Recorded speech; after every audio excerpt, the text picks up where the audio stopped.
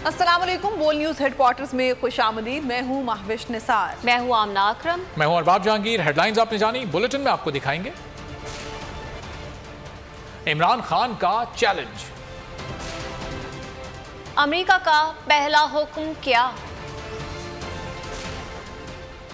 हमजा शहबाज की गिरफ्तारी की इस्तदा, नून लीग के लिए बुरी खबर,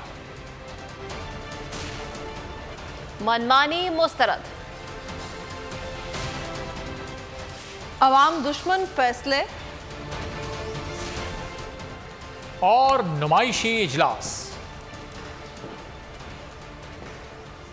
अच्छी भली हमारी हुकूमत चल रही थी, इसे क्यों गिराया। शहबाज शरीफ साजिश की है तो अब जिम्मेदारी भी लो और मईशत ठीक करके दिखाओ। चेयरमैन तहरीक इंसाफ इमरान खान का शहबाज शरीफ को चैलेंज। दीर में जलसे से खिताब के दौरान बोले, शहबाज शरीफ बहुत घबराया हुआ है और उसके चेहरे पर अजीब सा खौफ है। कहते हैं कि पता नहीं था कि बारूद की सुरंगें बिछाई गई हैं। शहबाज शरीफ, आपसे हुकूमत नहीं चलती तो साजिश क्यों की थी। साजिश ना करते और मुझे रहने देते, हालात की सारी जिम्मेदारी मेरी होती और तुम कहते थे कि मेरी वजह से सब कुछ हुआ। इतने बूट पॉलिश करके इक्तदार में आ गए तो अब जिम्मेदारी भी लो, राह फरार इख्तियार न करो। तुम्हें अवाम से कुछ लेना देना नहीं, तुम सिर्फ अपनी चोरी बचाने हुकूमत में आए थे। अजीब सा खौफ आया हुआ है। कहता मुझे पता ही नहीं था कि बारूद की सुरंगें बनाई हुई हैं। शहबाज शरीफ, मैं तुम्हारे से एक सवाल पूछता हूँ अपने दीर के नौजवानों के सामने कि शहबाज शरीफ, अगर आपसे हुकूमत नहीं होती थी तो ये साजिश की क्यों? फिर तो जिम्मेदारी मेरी होनी थी। आज कह रहे हैं जी बड़ी मुश्किल हालात है तो ना साजिश करते। आज कह रहे हैं जी इमरान खान की वजह से सब कुछ हुआ तो इमरान खान को रहने देते। अगर इतनी साजिश करके, बूट पॉलिश करके और अपनी शक्ल बूट के अंदर देख के इतने जबरदस्त तरीके से बूट पॉलिश करके अब इक्तदार में आ गए हो तो अब जिम्मेदारी लो। हम जब आए थे, जो तुम्हारी हुकूमत गई थी, पाकिस्तान की तारीख का सबसे बड़ा बैरूनी खसारा था। अब तुम्हारा काम है, साजिश की है, अब जरा ठीक करके दिखाओ, बजाय इधर उधर ना भागो, तुर्की ना जाओ, अभी यहाँ बैठ के काम करो। इमरान खान ने एक बार फिर बैरूनी साजिश को अंदरूनी मामलात में रुकावट करार दिया। दीर जलसे से खिताब के दौरान कहा, अमरीका, इसराइल और भारत ने मिलकर साजिश की और शहबाज शरीफ को मुल्क पर मुसल्लत कर दिया ताकि अपने अहकामात पर अमल दरामद करवाएं। शहबाज शरीफ ने पहला हुक्म अमरीका से मुल्क में महंगाई का लिया। मेरा जीना मरना पाकिस्तान में है, जबकि नवाज शरीफ, आसिफ जरदारी और शहबाज शरीफ की चोरी की हुई दौलत बाहर पड़ी हुई है। की साजिश के साथ इसराइली और हिंदुस्तान की साजिश, इन तीनों ने मुल्क के साजिश की। इन्होंने मिलके बूट पॉलिश करने वाला चेरी ब्लॉसम शहबाज शरीफ को हमारे ऊपर मुसल्लत किया। उसको इसलिए नहीं लेके आए कि उसमें कोई काबिलियत थी, उसको इसलिए लेके आए कि जो हुक्म इसके आका करेंगे, जिनके ये बूट पॉलिश करता है, ये सारे हुक्म मानेगा। वो महंगाई की जो इस मुल्क की तारीख में जिसमें भी इंसानियत हो वो कभी नहीं कर सकता था। ये नेशनल सिक्योरिटी का इशू है। जिस तरह माइशत कमजोर होगी, हमारी सिक्योरिटी कमजोर होगी। 60 रुपए कीमत बढ़ा दी पेट्रोल की और फजल रहमान की भी 60% कीमत बढ़ा दी। IMF ने हमारे ऊपर प्रेशर डाला तो हमने 10 रुपए पेट्रोल और फजल रहमान की कीमत कम कर दी। बिजली की कीमत 4 रुपए यूनिट कम की। हम कोशिश कर रहे थे कि अपने मुल्क की दौलत में इजाफा और मुल्क की आमदनी में इजाफा हो। सबसे ज्यादा टैक्स इकट्ठा किया। हमारा नौजवान अपनी कौम के लिए खड़ा हो, कभी किसी की गुलामी कबूल ना करे। तीर में पावर शो, जलसागाह में अवाम का समुंदर उमड़ आया। तिल धरने को जगह नहीं रही। परवेज खटक ने कहा, अवाम ऐसे लीडर के साथ है जिसके हाथ में मुल्क का मुस्तकबिल है। वज़ीर आला खैबर पख्तूनख्वा महमूद खान बोले, इम्पोर्टेड हुकूमत देख ले, अवाम हमारे साथ हैं। कप्तान जब भी कॉल देंगे अवाम साथ होंगे। में आगे देखिए, नैब को नाअहल करने की कोशिश और हुकूमत के अवाम दुश्मन फैसले।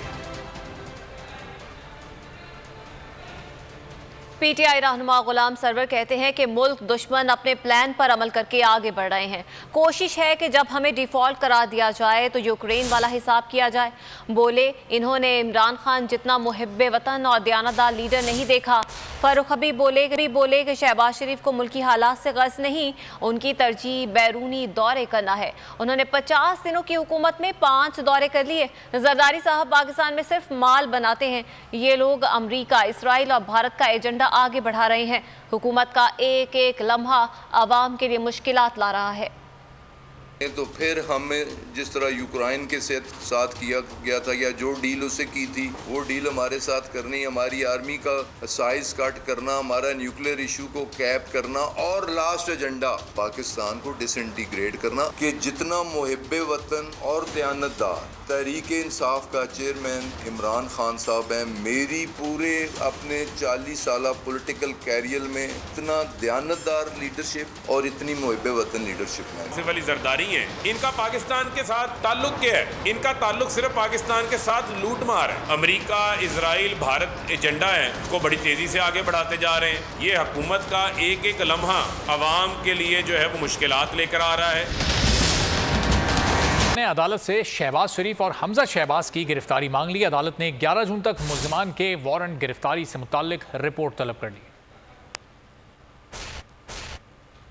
मनी लॉन्ड्रिंग का केस समाअत स्पेशल सेंट्रल कोर्ट लाहौर में हुई। शहबाज शरीफ और हमजा शहबाज अदालत में पेश हुए। शहबाज शरीफ और हमजा शहबाज के खिलाफ ज़िमनी चालान जमा कराए गए। शहबाज शरीफ और हमजा के वकील ने अदालत में कहा, हमजा शहबाज के ज़ाती अकाउंट्स में कोई रकम नहीं आई। FIA ने 1.5 बरस तहकीकात की मगर कोई शवाहिद नहीं पेश किए गए। FIA की जानिब से नए चालान के मुताबिक वारंट गिरफ्तारी दोबारा जारी किए गए, जिस पर अदालत ने 11 जून तक मुल्जिमान के वारंट गिरफ्तारी से मुतालिक रिपोर्ट तलब कर ली। अदालत के बाहर मीडिया से बातचीत में लीगी रहनुमा अता तारड़ ने एहसान जतला दिया। कहा, इमरान खान ने सियासी लीडरान के खिलाफ मुकदमात बनवाए, आज भी हम अदालत के एहतराम में यहाँ पेश हुए। ये वो मुकदमात हैं इमरान न्याजी साहब के दौर में सियासी इंतकाम के तहत बनाए गए। तमाम अपोजिशन को जेलों में भिजवाया गया। इन तमाम मुकदमात को फेस किया है। आज भी अदालत के एहतराम में अदालतों के रूबरू पेश हैं। अदालत ने सलमान शहबाज, ताहिर नकवी और मलिक मकसूद के वारंट गिरफ्तारी भी जारी कर रखे हैं। आइंदा समाअत पर दीगर मुल्जिमान के वकला को दलाइल पेश करने की हिदायत की गई है। शहबाज शरीफ और हमजा शहबाज की गिरफ्तारी क्यों नहीं हुई? PTI रहनुमा शहबाज गिल ने सवालात उठाए। ट्विटर पर लिखा, मुल्क में अमीर और गरीब के लिए अलग निज़ाम क्यों है? पिछले कई महीने से पाकिस्तान के अदालती निज़ाम को जकड़कर मजाक बनाया हुआ है। अरबों रुपए के चोरी शुदा पैसे के तमाम सबूत होने के बावजूद फर्द जुर्म आयद नहीं हो पा रही।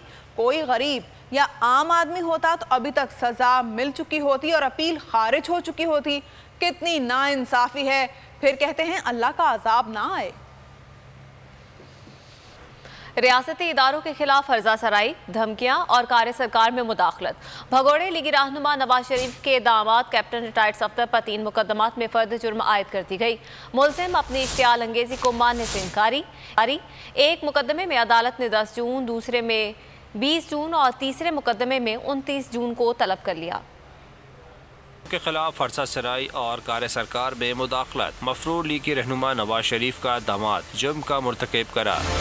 सफ्तर और लीगी MPA इमरान खालिद और दीगर के खिलाफ बगावत और कार्य सरकार में मुदाखलत के मुकदमात की समाअत हुई। अदालत ने बगावत के मुकदमे में मुल्जिमान पर फर्द जुर्म आयद करते हुए गवाहान को 20 जून को तलब कर लिया। कार्य सरकार में मुदाखलत के मुकदमे में मुल्जिमान को 29 जून को तलब कर लिया। अदालत में इश्तियाल अंगेज तकारीर और मरियम नवाज की एहतसाब अदालत पेशी के मौके पर कार्य सरकार में मुदाखलत के मुकदमे की समाअत हुई। इस मुकदमे में कैप्टन रिटायर्ड सफ्तर पर फर्द जुर्म आयद कर दी। मुल्जिम ने सहत जुर्म से इनकार कर दिया। जुडिशल मजिस्ट्रेट ने 10 जून को मुकदमे के गवाहों को तलब कर लिया। इसके खिलाफ सरकारी मशीनरी क्यों इस्तेमाल की? अदालत ने शहबाज शरीफ, हमजा शहबाज और राना सनाउल्लाह के खिलाफ मुकदमात दर्ज करने का हुक्म दे दिया। DIG operation Suhail Chaudhary, SP Waqar Azeem और दीगर को भी नामजद करने की हिदायत की गई है।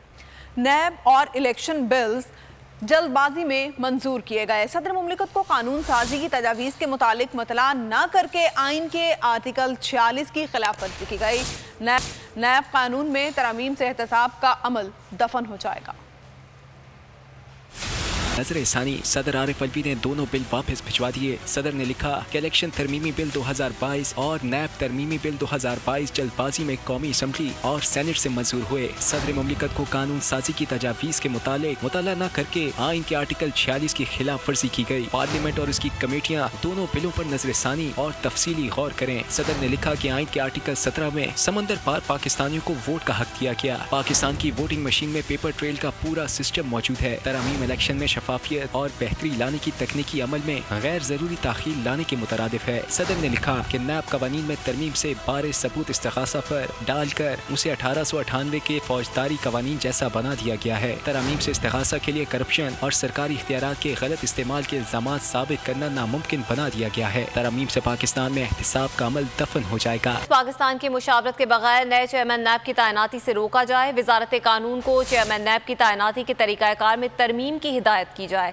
चेयरमैन नैब की तैनाती के लिए चीफ जस्टिस पाकिस्तान से मुशावरत की दरख्वास्त दायर कर दी गई है। दरख्वास्त में कहा गया है कि कौमी असम्बली में कायदे ऐवान और कायदे हिस्ब पे इख्तिलाफ की मुशावरत से चेयरमैन नैब का तकर्रुर होता है। सुप्रीम कोर्ट ने सेक्शन 6 में तरमीम करके चीफ जस्टिस की मुशावरत का कहा। 20 साल गुजरने के बावजूद नैब ऑर्डिनेंस में चेयरमैन नैब की तैनाती से मुतालिक शिक में तरमीम न की जा सकी। सुप्रीम कोर्ट ने 2001 में फैसला दिया था जिस पर अभी तक अमल दरामद नहीं किया गया। सुप्रीम कोर्ट ने नैब ऑर्डिनेंस की सेक्शन 6 में तरमीम करने का हुक्म दिया था। नैब ऑर्डिनेंस की सेक्शन 6 चेयरमैन नैब की तैनाती से मुतालिक है। चेयरमैन नैब के मामले पर नून लीग और पीपल्स पार्टी के इख्तलाफात शिद्दत इख्तियार कर गए हैं। आसिफ जरदारी ने जस्टिस रिटायर्ड मकबूल बाकर के नाम से पीछे हटने से इनकार कर दिया। नून लीग ने नए नाम दिए मगर पीपल्स पार्टी ने मुस्तरद कर दिए। शहबाज शरीफ को मामले पर इत्तेफाक राय के लिए फिर इत्तेहादियों की याद आ गई। अगले हफ्ते मामले पर मुशावरत की प्लानिंग कर ली। साबिक चेयरमैन सेनेट रज़ा रबानी कहते हैं कि हुकूमत की जानिब से ISI को सरकारी मुलाजमीन की स्क्रूटनी पर लगाया जाना हैरान कुन है। उन्होंने कहा मगरबी और मशरकी सरहदों की सूरत हाल ख़राब है।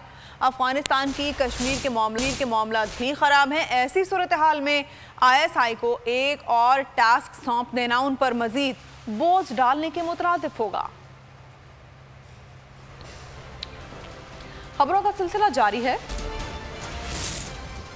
ब्रेक के बाद खुशामदीद। खबरों के सिलसिले को आगे बढ़ाएंगे और आपको बताएं कि गैस की कीमतों में इजाफा और सनतों को गैस सप्लाई बंद कर दी गई है। अवाम इस बहरान पर सीख पा हो गए। कहते हैं कि अगर हुकूमत का रवैया यही रहा तो लोग खुदकुशियां करने पर मजबूर हो जाएंगे।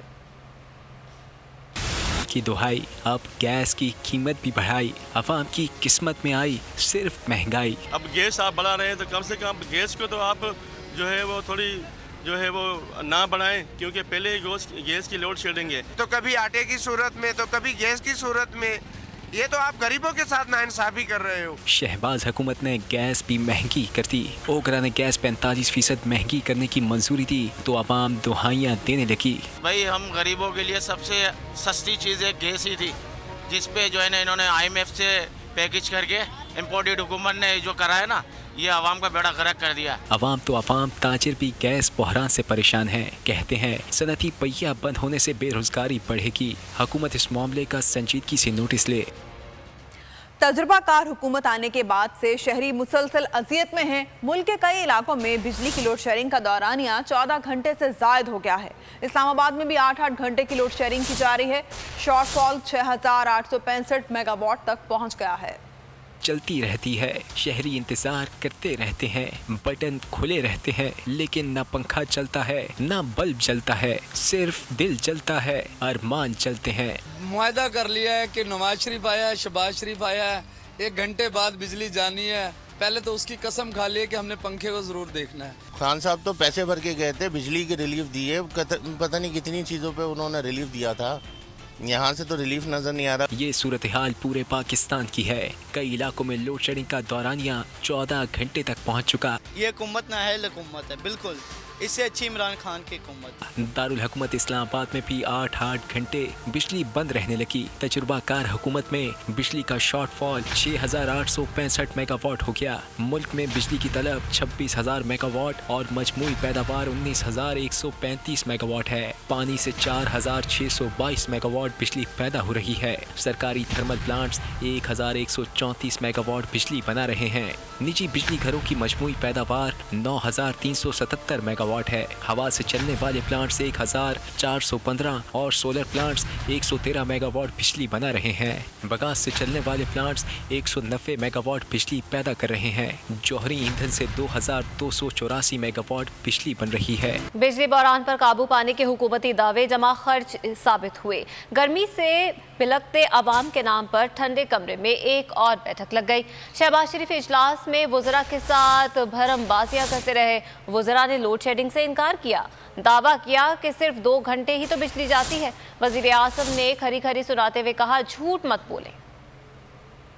इजलास पर इजलास, लोड शेडिंग के मारों के लिए हर बार नया लॉलीपॉप, हर बार नई आस। बिजली बहरान पर काबू पाने के दावे ज़बानी साबित हुए।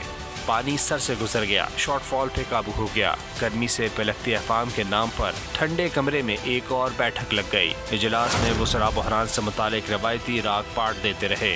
शहबाज शरीफ ने भरमबाज स्टाइल अपनाते हुए सबको खरी खरी सुना दी। लोड शेडिंग क्यों हो रही है, रोकथाम के लिए क्या करना है। इजलास में एक बार फिर खाना पूरी रिपोर्ट तलब कर ली गई। वज़ीर आज़म को बताया क्या, सिर्फ 2 घंटे ही तो बिजली जाती है। शहबाज शरीफ ने तावील को सफ़ेद झूठ करार दे दिया। बोले मुल्क में 10-10 घंटे बिजली नहीं होती। वज़ीर आज़म बोले वजाहतें नहीं चाहिए, आवाम को मुश्किल से निकालें।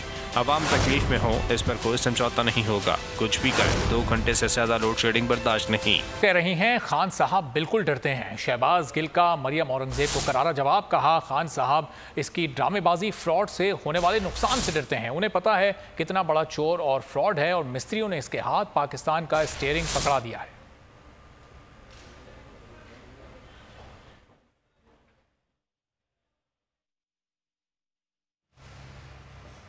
मसाइल में घिरे पाकिस्तानियों के लिए एक और बुरी खबर है। महंगा पेट्रोल, महंगी बिजली और गैस की किल्लत के बाद मुल्क में अब गंदम का बहरान सर उठाने को तैयार है। तमाम सूबे हदफ के मुताबिक गंदम खरीदारी में नाकाम रहे। आने वाले दिनों में आटे की कीमत में बेपना इजाफे का खदशा है। तकलीफ की अमल तकलीफ दे। महंगा पेट्रोल, महंगी बिजली इस्तेमाल करने वाले तैयार हो जाएं। अब आटा भी मिलेगा महंगा, बल्कि बहुत महंगा। तमाम सूबे गंदम खरीदारी का हदफ पूरा ना कर सके। ज़खायर सिर्फ 1.8 मिलियन मैट्रिक टन रह गए। 2.5 मिलियन मैट्रिक टन गंदम का शॉर्टफॉल। 8.63% गंदम खरीद सके। पंजाब में खरीदारी का हदफ 2.19% mm टन रखा गया। सिंध में भी सूरत हाल मुख्तलिफ नहीं। हदफ 4.2, खरीदारी 3.75 mm टन की गई। मुल्क में गंदम की जरूरत 3.79 मिलियन मैट्रिक टन है। तूफान आएगा, सियासी जमातें पीछे रह जाएंगी, अवाम आगे होंगे। तहरीक इंसाफ के रहनुमा और माहिर मुआशी अमूर मुज़म्मिल असलम ने खबरदार कर दिया। कहा, PTI हुकूमत को करप्शन पर नहीं, सिर्फ महंगाई के इल्जाम पर खात्मा किया गया। तो इस मुल्क में कोई इकोनॉमिक पॉलिसी नहीं है, सिर्फ अवाम की कुर्बानी और अवाम को झटका देना। हमने कोई मईशत पे सियासत नहीं की अभी तक। हमने इनको सिर्फ ये पूछा है कि आपका प्लान क्या है। आपने हमें महंगाई पे निकाला था, अभी तक किसी ने बोला कि करप्शन पे निकाला या अभी तक कोई केस बना? इन्होंने हमें महंगाई पे निकाला था। 2 मार्च किए थे और फिर जब हमारा मार्च हुआ तो आप सारों के सामने इन्होंने क्या किया उस पर। तो हमारा सवाल ये है कि आपने हमें महंगाई पे निकाला था, तो आप जो इस साल महंगाई करने जा रहे हैं उसका जवाब क्या है? अब उसका जवाब ये है कि इन्होंने IMF से लिख के दे दिया था 19 दफ़ा, तो आपने IMF से लिख के दिया। और ऐसा हमने क्या लिख के दिया जिसपे हम अमल दरामद नहीं कर रहे थे? IMF हमें पैसे दे रही थी, दुनिया हमें पैसे दे रही थी और आपको नहीं दे रही। PTI में अंदरूनी सफ़बंदियों में तेज़ी आ गई। पंजाब के ओहदेदारों में नई तकर्रियाँ हो गई हैं। यास्मीन राशिद सेंट्रल पंजाब PTI की सदर मुंतखब हो गई। हम्माद अजहर सेंट्रल पंजाब के जनरल सेक्रेटरी। शिमाली पंजाब से आमिर महमूद कियानी सदर मुंतखब कर लिए गए। जनूबी पंजाब के ओन अब्बास बप्पी सदर मुंतखब हुए।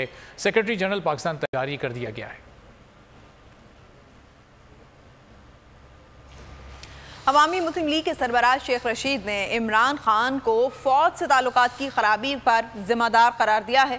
प्रोग्राम नेशनल डिबेट में शेख रशीद के सनसनीखेज इंकशाफात। शेख रशीद ने कहा कि उनके फौज से ताल्लुकात इमरान खान की वजह से ख़राब हुए। शेख रशीद ने मजीद कौन कौन से अहम इंकशाफात किए, जानने के लिए देखिए प्रोग्राम नेशनल डिबेट आज रात 10 बजे। आइस को ब्रेक करने के लिए आपको मीडिएट करना चाहिए खान साहब और इदारों के दरमियान। बड़ा मुश्किल सा सवाल कर रहे हैं मुझसे कि मैं सवाल मेरे मुश्किल ही होते हैं। माजरत, आखिरी राब्ता आपका कब हुआ?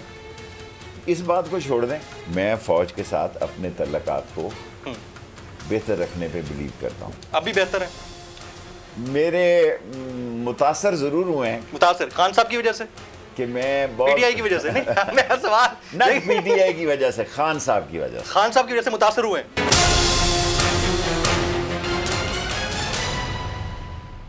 देखिए नेशनल डिबेट शब 10 बजे सिर्फ बोल न्यूज़ पर। और यहाँ पर आपको बताएं कि पाकिस्तान चीन से 2 अरब 40 करोड़ डॉलर कर्जा लेगा। वफाकी काबीना ने कर्ज के हुसूल के लिए मंजूरी दे दी। काबीना ने समरी सर्कुलेशन के लिए कर्जे के हुसूल की मंजूरी दी। समरी के मुताबिक चीन से मिलने वाला कर्जा 3 साल के लिए होगा। 2 अरब 40 करोड़ डॉलर का कर्जा 1% मार्जिन पर मिलेगा। कर्जा 2019 के मुआहिदे के तहत मिलेगा। वफाकी काबीना ने वजारत खजाना की समरी की मंजूरी दी। APCC ने आइंदा बजट के माशी आहदाफ की इब्तदाई मंजूरी दे दी है। माशी तरक्की की शरह 5% रखने का हदफ मुकर्रर किया गया है। आइंदा माली साल के लिए मुल्क भर का तरक्याती बजट 2184 अरब रुपए रखने की तजवीज़ दी गई है। सूबों के लिए 1384 अरब के तरक्याती बजट तजवीज़ किए गए हैं। वफाकी 800 अरब रुपए खर्च करेगा। अरकान कौमी असम्बली पब्लिक स्कीम के लिए 91 अरब देने की तजवीज़ है। वफाकी तरक्याती प्रोग्राम के तहत बलूचिस्तान के तरक्याती मनसूबों के लिए 112 और पंजाब के लिए 58 अरब रुपए मुख्तस करने की तजवीज़ है।